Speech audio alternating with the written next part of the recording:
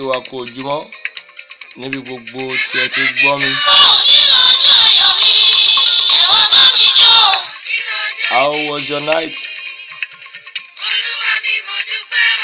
Olúwa ti bẹ tí ẹ̀mí rẹ̀ sì wà, ojúmọ́ ayọ̀ òun ló mọ́ ọ lónìí.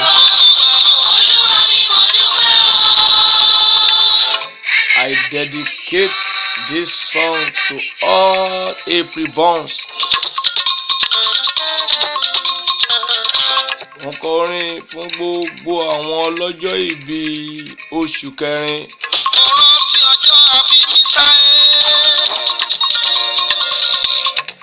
Happy birthday to myself.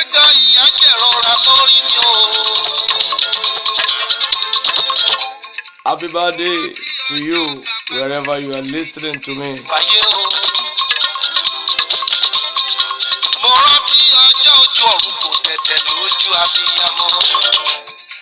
Olúwa ti bẹ tẹ́mi rẹ̀ sí wa lóṣù ìwárí àánú gbà.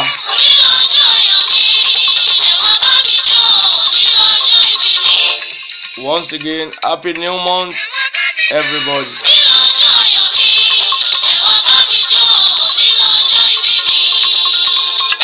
Fún oore tí Ọlọ́run ṣe nínú ayé wa láti mú wa rí oṣù kẹrin láyọ̀ àti àlàáfíà, ó yẹ kó dìde kó dúpẹ́ lọ́wọ́ Ọlọ́run yẹn.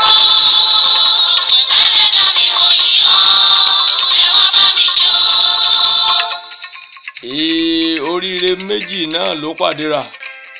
Oṣù titun ló wà, ọjọ́ kìíní nínú oṣù kẹrin. Bákan náà, àbí ọ lóṣù yìí, àbí mi lóṣù yìí.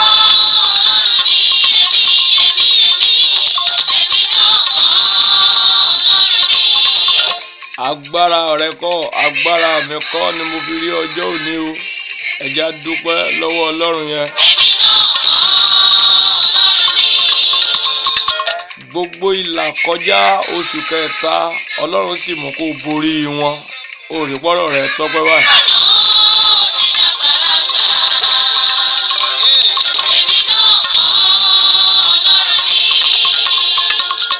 I pray for all April born that God has spared your life to see another year in your life. We bless you, we uplift you, we spare you throughout the journey of 2021 in the mighty name of Jesus.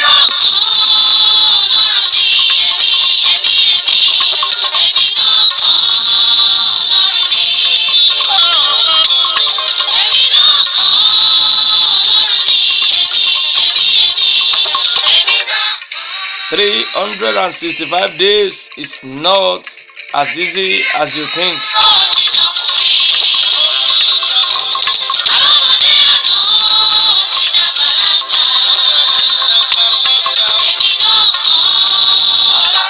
Ọ̀pọ̀ tá a bí nínú oṣù kẹrin náà ni ò sí láyé mọ́. Ọjọ́ tá a ti bẹ́lòmíì náà ló ti padà tó ti dágbére fáyé. Ẹlòmíì ò lò ju ọdún mélòó kan lọ tó ti padà. Ẹnu àná ọ̀pọ̀ ẹ̀mí náà ló ti jáde láyé. Lára wọn a sì rí àwọn ọlọ́jọ́ ìbí oṣù kẹrin ń bẹ o. Dúpẹ́ lọ́wọ́ Ọlọ́run yẹn.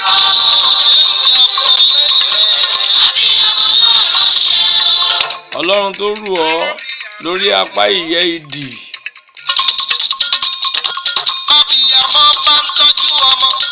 I believe I'm going to have some wishes from you to celebrate me today. April 5 is the code.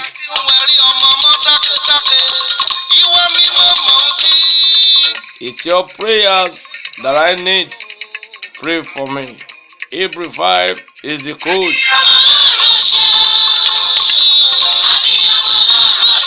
So I celebrate all my April born. Starting from today, the Lord bless you. Wish you happy birthday. More glory, more blessing, more breakthroughs, and more money in your account. In the mighty name of Jesus.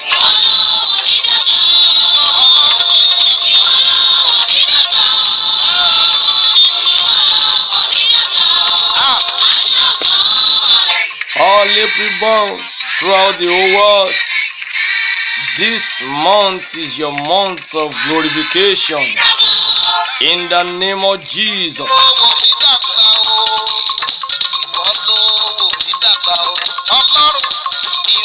This is your year of signs and wonders. In the mighty name of Jesus.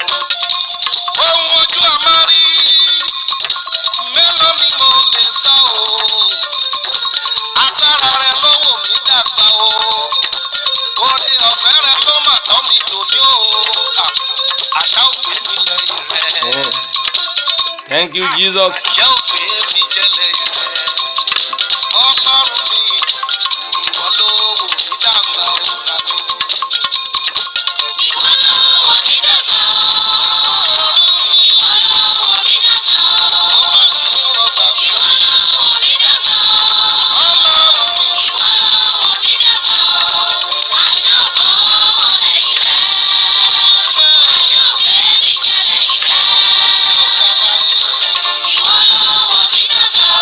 Ṣọlọ́ nǹkan ló wù ọ́ dàgbà ni.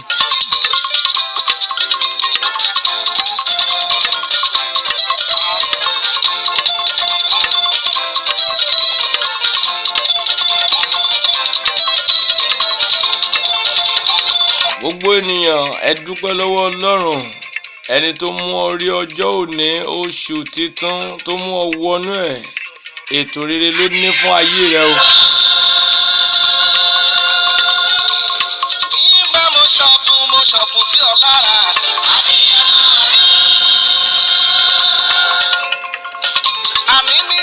Gbogbo ẹ̀yin abiyamọ pátá mo gbàdúrà ẹ ó jèrè àwọn ọmọ yín lórúkọ Jésù.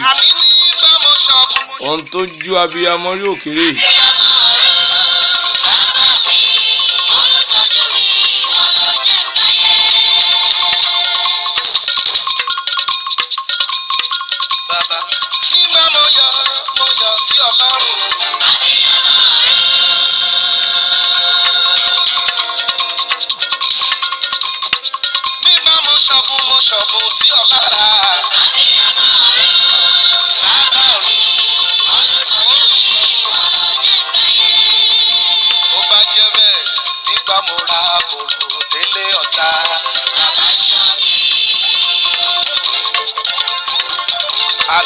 Gbogbo ẹ̀yin ọlọ́jọ́ bí oṣù kẹrin mo kí yín kú oríire lẹ́ẹ̀kan sí.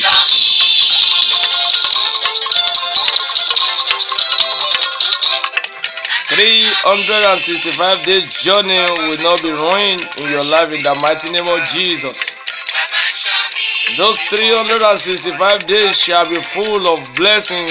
It shall be full of breakthroughs in your life in the mighty name of Jesus.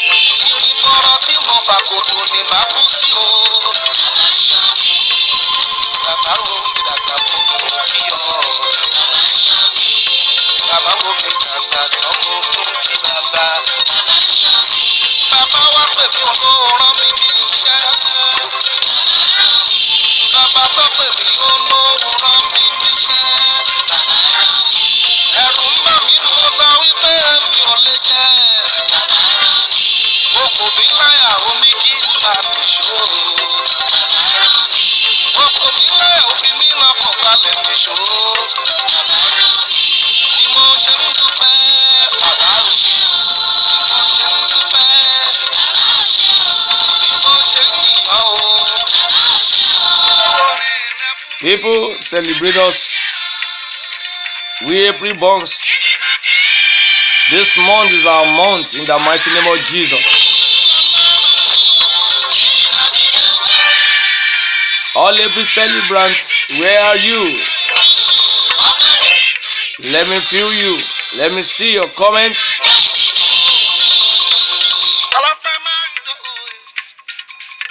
Brethren, subscribe to my videos, share them, invite people.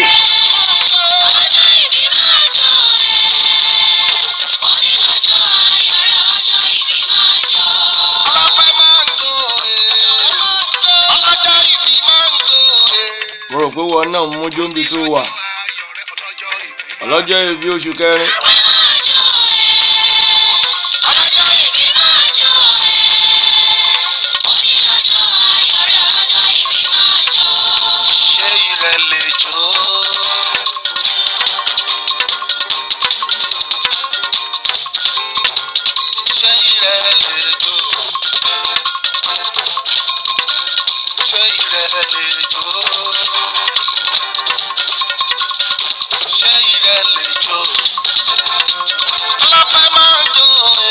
ò mújú dáadáa.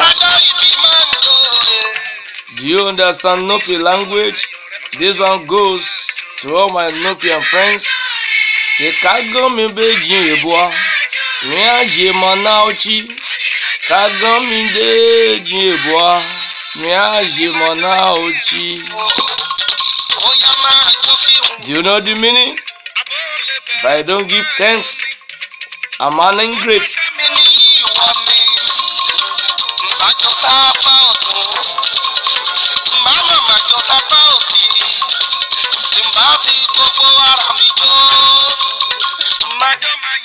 Let me see your prayers. Let me feel your comments. I'm expecting your messages.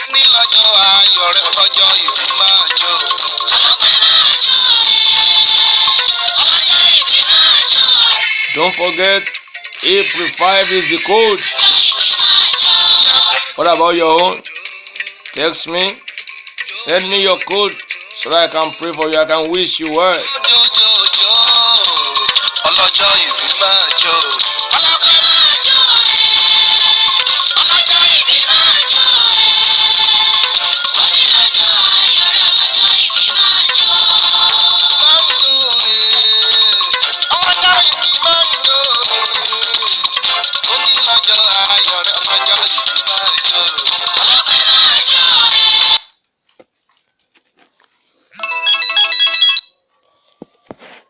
Amen.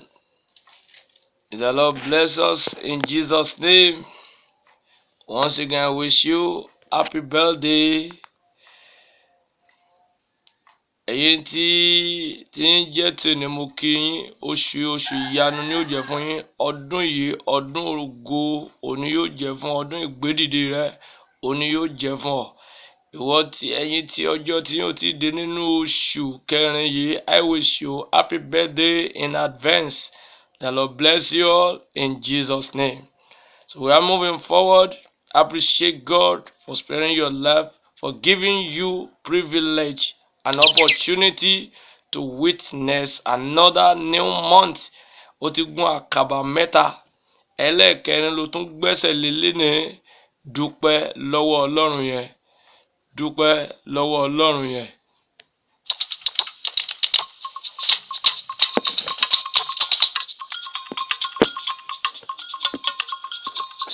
Dúpẹ́ lọ́wọ́ Ọlọ́run yẹn. Appreciate God for what He has done in your life. Psalm 124 says, if it had not been the Lord who was on our side, now may His praise say, if it had not been the Lord who was on our side when men rose against us, ìbá má ṣe pé Olúwa tí ó wà ní tiwa, kí Ísírẹ́lì kí ó máa wí nísinsìnyí. Ìbá má ṣe pé Olúwa tí ó wà fún wa nígbà tí àwọn ènìyàn dúró sí wa. Dúpẹ́ lọ́wọ́ Ọlọ́run. Ọlọ́run tó fún ọ ní àlàjá rere. Ọlọ́run tó mú kó la oṣù kẹta já pẹ̀lú gbogbo ìlàkọjá tí bẹ̀bẹ̀, pẹ̀lú gbogbo ìjì tó jà ń bẹ̀. Dúpẹ́.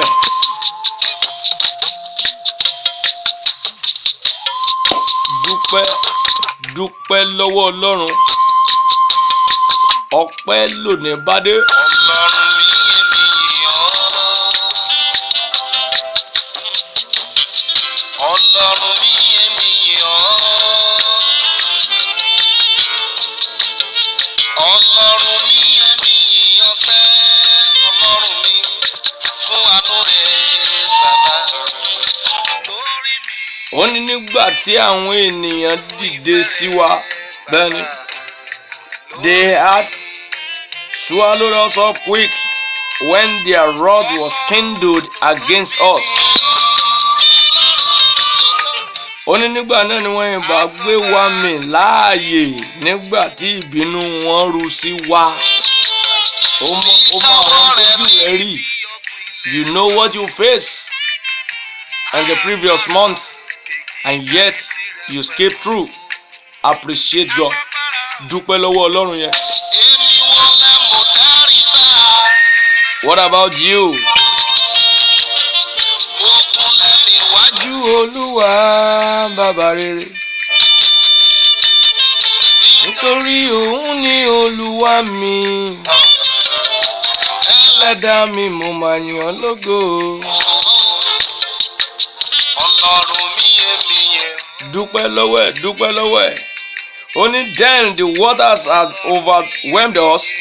The stream had gone over our souls. Oní nígbà náà lé omi wọn ni ìbá bò wá mọ́lẹ̀. Ìsàn omi ìbá borí ọkàn wa. But God made you through. He helped you to escape through. Ó fún ọ ní àlàjá rere. Àbíwọ náà kọ́ bí Ọlọ́run bá ń ṣe àmì ẹ̀ṣẹ̀ kò sẹ́ni tó lè dúró. Bí Ọlọ́run bá ṣe sí wa bí àìṣedédé wa tàbí tó bá ṣe sí wa bí àwa ti ṣe sí ìwọ náà mọ ipò tó bá wà. Ṣùgbọ́n ó kún fún àánú. Bẹ́ẹ̀ ni kì í ṣe sí wa bí ẹ̀ṣẹ̀ wa.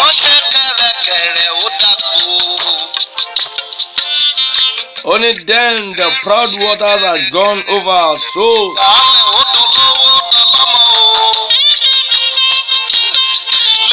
Only blessed be the Lord who has not given us as prey to their teeth. Olùbùkún ni Olúwa tí kò fi wá fún wọn bí ohun ọdẹ fún eyín wọn. Àwọn tó fẹ́ pa ọ́ jẹ wà ńbẹ̀, Ọlọ́run ò gbà fún wọn. Kò fi ìfẹ́ ọ̀tá fún, kò tì wọ́n lẹ́yìn láti borí ọkàn rẹ̀. Appreciate him, dúpẹ́ lọ́wọ́ ẹ̀ láàárọ̀ yìí. Today being the first day in the month of April.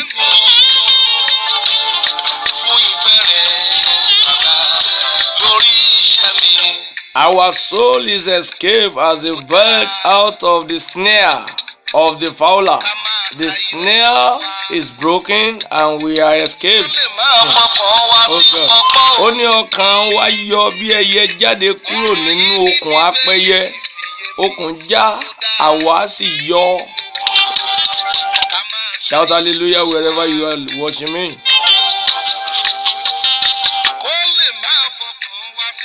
The snare is broken. Appreciate that God who broken the snare of the enemy and made you to escape. Appreciate him. Dúpẹ́ lọ́wọ́ ẹ̀. Àlàjá ni o, àlàjá ni o, àlàjá ni o.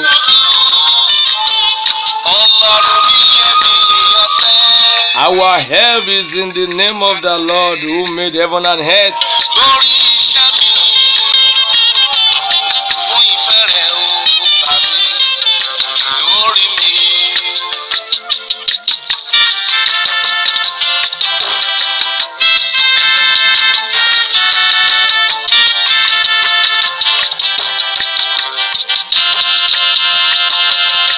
Appreciate God who maketh the storm a calm, so that the wave thereof are still. Then are they glad because they be quiet. So he bringeth them into their desire havens. Ọlọ́run tó mú ọ wá sí ibùté ìfẹ́ rẹ orí oṣù láyọ̀. Ó ní ó sọ ìjì di ìdákẹ́rọ́rọ́ nínú oṣù kẹta, ìwọ náà mọ̀. Bẹ́ẹ̀ ni ríru omi rẹ̀ dúró jẹ́ Ọlọ́run ló ṣe ìwọ kọ́. Nígbà náà ni wọ́n yọ̀, àbí wọn náà yọ̀ báyìí torí pé oróṣù tuntun. Nítorí tí ara wọn balẹ̀. Àbára rẹ̀ ò balẹ̀ báyìí. Ṣàgbé ìnira wọnú oṣù kẹrin. Dúpẹ́ lọ́wọ́ Ọlọ́run yẹn. Bẹ́ẹ̀ ni ó mú wọn wá sí èbúté ìfẹ́ wọn. Bẹ́ẹ̀ ni gbogbo ohun tó ti béèrè náà ni pé ó fẹ́ róṣù kẹrin torí pé ìrètí ń bẹ. Ọ̀nà mi ò wá lágbára. Àwọn ìrìn àjò tó rìn nìyẹn. Olúwa ò ṣe o, alágbára ò ṣe. Olúwa ò ṣe o. After appreciation, I'm going to pray for you. Just let your amen roar like a thunder. Torí Bíbélì wípé bó ti wù kí ìlérí Ọlọ́run ó pọ̀ tó nínú rẹ̀ ní àmì wà, nínú rẹ̀ sì ní bẹ́ẹ̀ ní wà. So let your amen be superlative.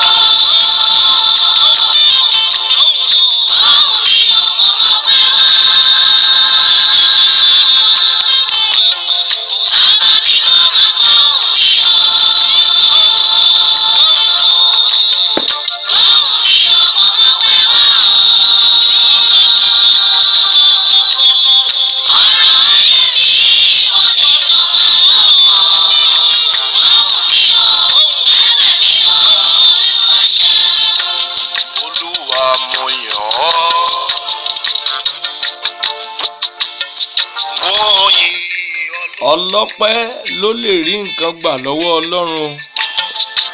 Mo jẹ́wọ́ Jèhófà lọ́gà. It is he who knows how to give thanks that can receive something from God. Mẹ́mọ̀ pé mo lè tóbi o Ọlọ́run jàre. Ẹni ènìyàn ò lè rí ohunkóhun gbà bí kò sí pé a fi fún un láti òkè wá, ṣùgbọ́n tó bá jẹ́ ọlọ́pẹ́, Ọlọ́run á máa fúnyàn ní bónọ́ọ̀sì.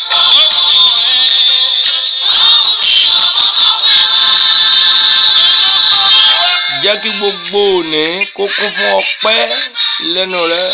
Let today be full of praise. The first day of the new month.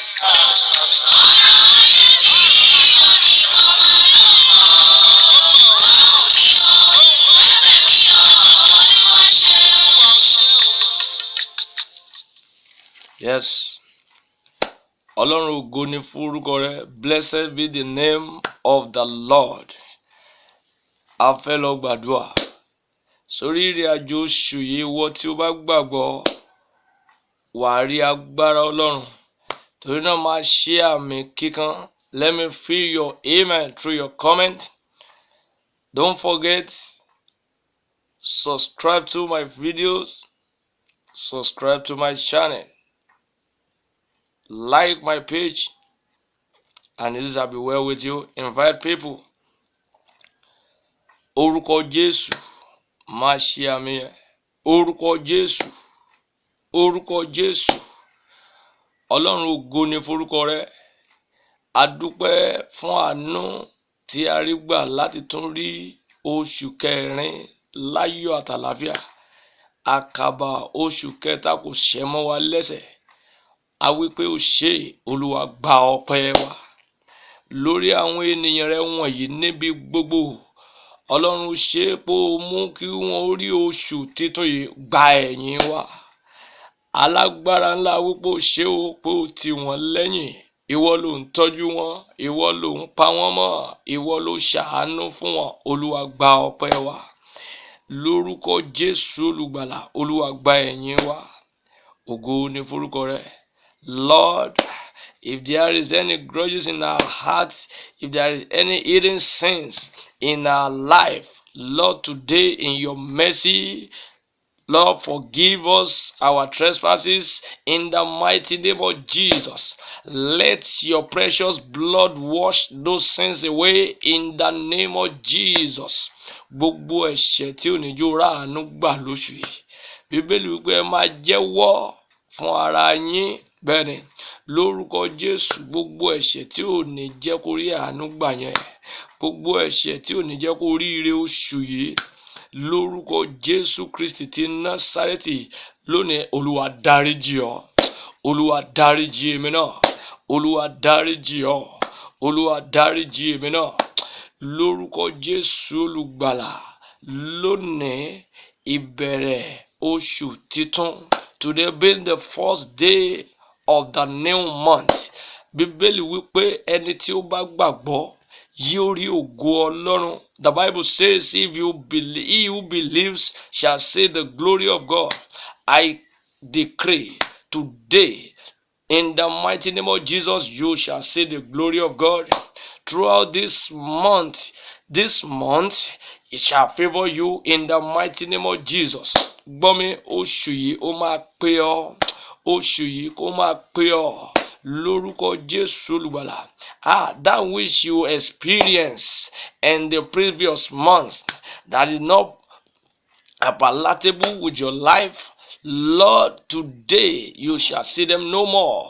In the mighty name of Jesus, that problem, that sickness, that setback you encounter in the previous month shall end there in the mighty name of Jesus.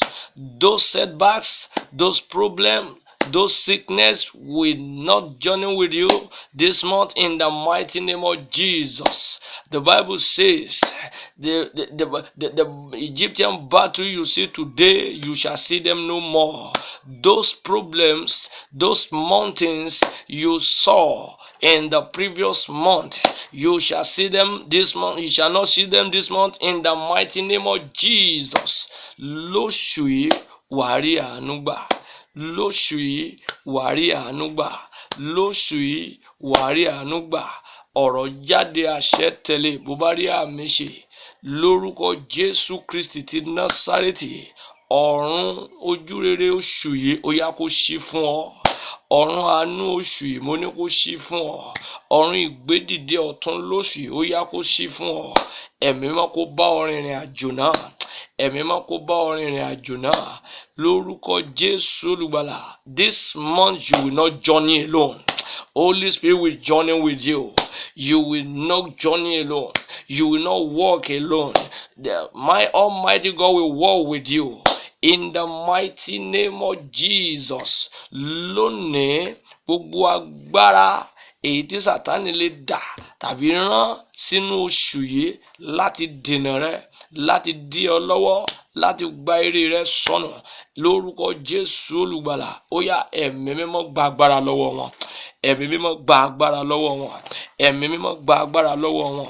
Ẹ̀mí mímọ́ gba agbára lọ́wọ́ wọn o. Ẹ̀mí mímọ́ gba agbára lọ́wọ́ wọn. Lórúkọ Jésù Olùgbàlà, ẹ̀mí mímọ́ gba agbára lọ́wọ́ wọn. Ẹ̀mí mímọ́ gba agbára lọ́wọ́ wọn. Ẹ̀mí mímọ́ gba agbára lọ́wọ́ wọn o. Ẹ̀mí mímọ́ gba agbára lọ́wọ́ wọn. Lórúkọ Jésù Olùgbàlà, ẹ̀mí mímọ́ gba agbára lọ́wọ́ wọn. Ẹ̀mí mímọ́ gba agbára lọ́wọ́ wọn. Ẹ̀mí mímọ́ gba agbára lọ́wọ́ wọn. Ẹ̀mí mímọ́ gba agbára lọ́wọ́ wọn. Ẹ̀mí mímọ́ gba agbára lọ́wọ́ wọn. Ẹ̀mí mímọ́ gba agbára lọ́wọ́ wọn. Ẹ̀mí mímọ́ gba agbára lọ́wọ́ wọn. Lórúkọ Jésù Olùgbàlà, ẹ̀mí mímọ́ gba agbára lọ́wọ́ wọn. Bíbélì wípé ó ní ọ̀pọ̀lọpọ̀ àwọn ènìyàn ni ó sì bá wọn jáde. Lórúkọ Jésù, gbogbo agbára tó bá ọ jáde nínú oṣù kẹta láti dí ọ lọ́wọ́ nínú oṣù yìí, lórúkọ Jésù Olùgbàlà, ó yá ẹ̀mí mímọ́ gba agbára lọ́wọ́ wọn. Ẹ̀mí mímọ́ kọlù wọn o. Ẹ̀mí mímọ́ sìnkú wọn. Ẹ̀mí mímọ́ sìnkú wọn. Ẹ̀mí mímọ́ sìnkú wọn. Ẹ̀mí mímọ́ sìnkú wọn. Ẹ̀mí mímọ́ sìnkú wọn. Alágbára ńlá o. Ẹ̀mí mímọ́ sìnkú wọn o. Ẹ̀mí mímọ́ sìnkú wọn. Lórúkọ Jésù, oṣù yìí wàá rí àánú gbà. Wàá rí àánú gbà.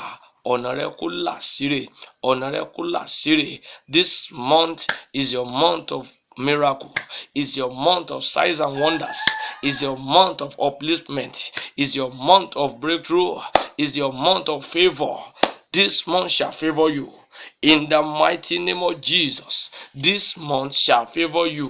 Lórúkọ Jésù, every power, every principalities, every demons that came out with you in the previous month to distract you, to obstruct your ways, to set you back this month, today the Lord destroy them in the mighty name of Jesus. Gbogbo agbára wọ̀nyí tó lè bá wọnú oṣù titun láti dènà rẹ, lórúkọ Jésù Olùgbàlà, lórúkọ Jésù, Olúwa dáná sun wọ́n.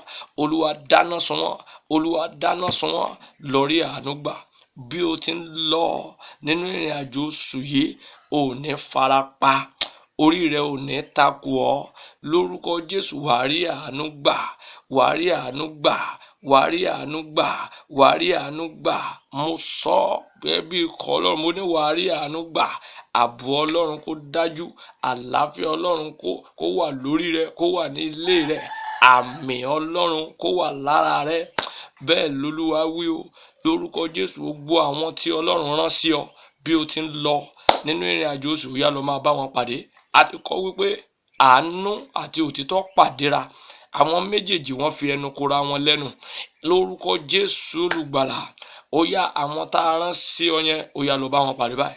Lọ bá wọn pàdé báyìí. Ó yá kan wá orí. Mo ní kan wá orí. Ara ti bẹ̀rẹ̀ sí tù ọ́. Ìnira tó rí lóṣù tó kọjá, o ò tún rí lóṣù yìí mọ́. Ìjákulẹ̀ tó rí lóṣù tó kọjá yẹn, mo ní o ò tún rí lóṣù yìí mọ́. Lórúkọ Jésù, mo ló ò tún rí lóṣù yìí mọ́. Ògo ni fọ́lọ́run lókè ọ̀run. Ògo ni fọ́lọ́run lókè ọ̀run. Lóṣù yìí àyípadà kò dé bá ayé rẹ. That business, there shall be change in it in the mighty name of Jesus. That marriage shall be peaceful in the mighty name of Jesus. Bẹ́ẹ̀ l'Olúwa wí. Àwọn omi tó gbé dání yẹn, òróró yẹn, ó yá kó gba agbára báyìí. mo ní kó gba agbára báyìí. Ìrì ọ̀run kó sẹ̀ sínú ẹ̀. Ìrì ọ̀run kó sẹ̀ sínú ẹ̀. Ìrì ọ̀run kó sẹ̀ sínú ẹ̀. Àṣẹ ọ̀rọ̀, agbára ọ̀rọ̀ ó yá kó wọnú ẹ̀ lọ. Kó rí ìyanu nípasẹ̀ omi yẹn, kó rí ìyanu nípasẹ̀ òróró yẹn, kó rí ìyanu. Bẹ́ẹ̀ l'Olúwa wí o. Ògo ni f'Ọlọ́run lókè ọ̀run. Ní orúkọ Jésù Kristi Olúwa wa. Amen. Hallelujah. It is well with you in Jesus' name. Yeah, this is your morning of breakthrough. This is your morning of upliftment. Remember, yesterday I told us what the Bible says. Say, weeping may endure for a night. Yes, I don't know how long you've been weeping over some issues now. I tell you, as an oracle of God, today marks the beginning of your happiness. Today marks the beginning of your glorification. Today marks the beginning of your favor, of your mercy, of your turnaround, of your miracle, in the mighty name of Jesus. Gbogbo ẹ̀yin tí ó ń wojú Ọlọ́run fún rere kan, yálà ọmọ, iṣẹ́, irú ohun yòówù kó jẹ́ tó ń wọ̀nà fún lọ́wọ́ Olúwa, gbọ́ tó bá gbàgbọ́ lórúkọ Jésù lóṣù yìí ọ̀nà ńlá. Mo ní ilẹ̀kùn náà ṣí báyìí. Ọmọ yẹn ó yá kó wọnú rẹ lọ lórúkọ Jésù. Iṣẹ́ yẹn kó wá ọ rí. Bẹ́ẹ̀ ni ìwọ àgànyẹ Olúwa ṣí ọ nínú. Lóṣù yìí wàá kọrin o. Bẹ́ẹ̀ ni Bíbélì wí pé kọrin ìwọ àgàn tí kò bírí, gbogbo bí ó ti yàgàn rere, ẹ̀mí mọ́ ṣí ọ nínú báyìí. Àrà tí ń bẹ nínú àwọn àlá tó ti là, àlá ògo, àlá ire tó ti lá yẹn tá fẹ́ pamọ́ ọ nínú, ó yá kó sọjí báyìí, kó bá wá sí ìmúṣẹ. It is well with you in the mighty name of Jesus. Bẹ́ẹ̀ ni yóò rí o. Don't forget, for prayer and counseling, call our number 00695-176 00695-176. I will be waiting for your calls, and whenever you call, you will see God through me, and you will see me through God, in the mighty name of Jesus. It is well with you. God bless you. Happy new month in Jesus' name.